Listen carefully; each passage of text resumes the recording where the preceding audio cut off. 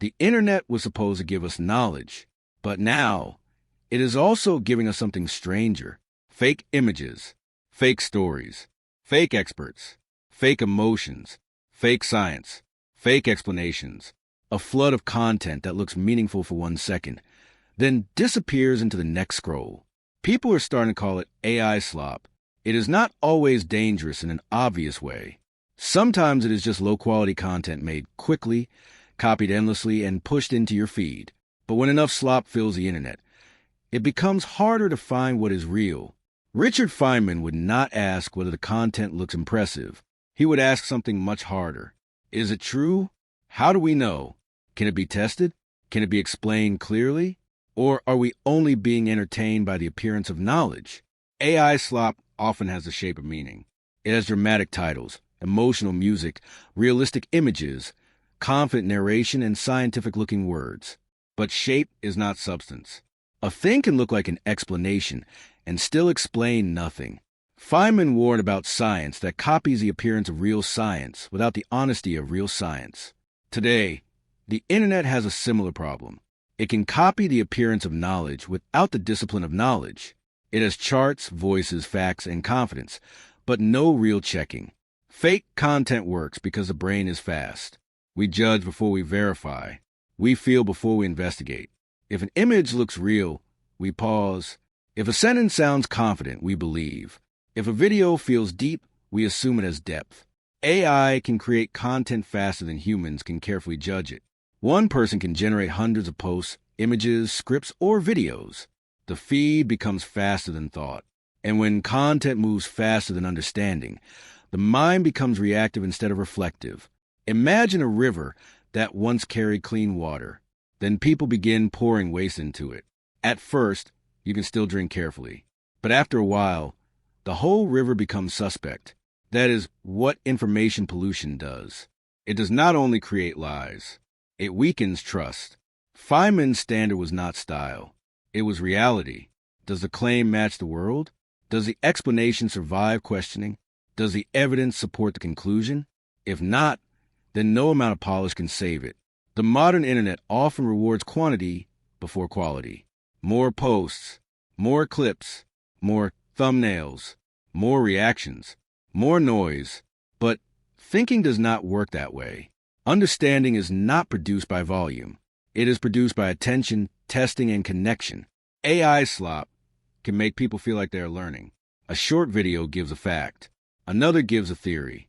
Another gives a dramatic claim. After an hour, your brain feels full. But if you cannot explain one idea clearly, you may have collected impressions, not knowledge. Imagine Feynman giving you a piece of chalk and asking you to explain what you just watched. No phone, no transcript, no AI summary, just the idea. Could you draw it? Could you explain the mechanism? Could you show what is evidence and what is guesswork? Some content feels deep because it is dark, dramatic, and emotional. But depth is not a mood. Depth means structure. It means cause and effect. It means evidence. It means limits. It means knowing what the explanation can and cannot prove. We are entering a time when images may not prove anything by themselves. A face can be generated. A scene can be invented. A voice can be copied. A quote can be fabricated. The old rule was seeing is believing. The new rule must be checking is believing. AI slop reveals a weakness that was already inside us. We like easy answers. We like confirmation. We like content that flatters our beliefs. We like being entertained while feeling informed. The technology did not create this weakness. It amplified it. Feynman's deepest warning was about self-deception. The easiest person to fool is yourself. That matters now because fake content does not only deceive us from the outside, it gives our own minds material to deceive themselves. Your feed is not just showing the world. It is also showing your weaknesses. What makes you angry? What makes you curious? What makes you afraid? What makes you click? Over time, the feed learns the doors into your attention. Shallow content does not only waste time, it trains shallow attention.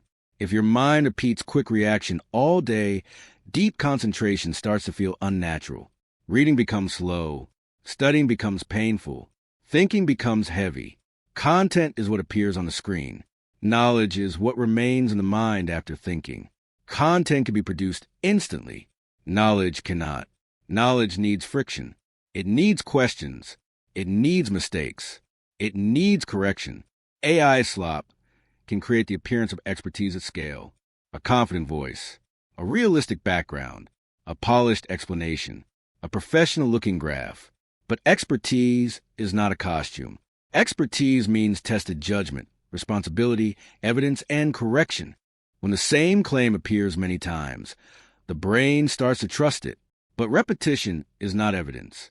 A false claim repeated by 1,000 accounts is still false. Feynman would ask where the idea touches reality, not how many times it appeared. A fake citation, fake study, fake quote, or fake expert can create synthetic authority.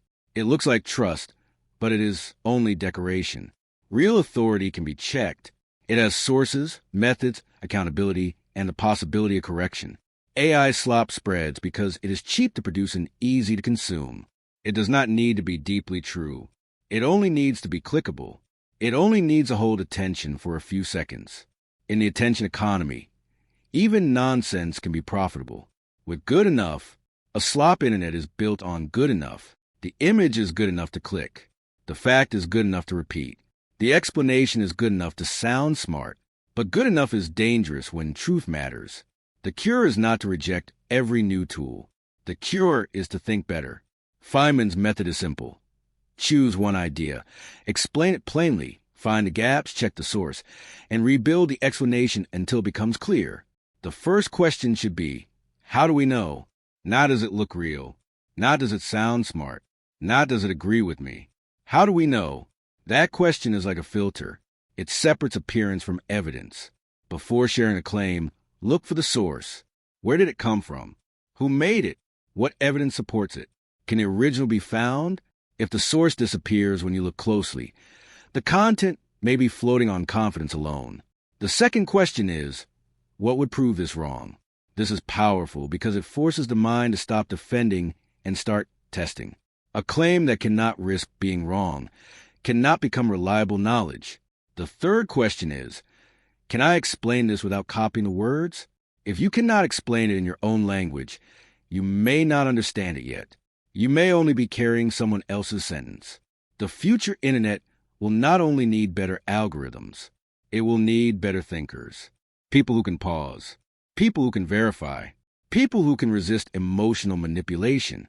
People who can separate useful information from digital waste. AI can help create, summarize, organize, and explain, but it should not replace judgment. Judgment is a human responsibility. When people outsource judgment completely, they become easy to guide, easy to influence, and easy to fool. Truth often feels slower than slop. It takes longer to verify, longer to understand, longer to explain honestly. But that slowness is not weakness. It is the cost of accuracy.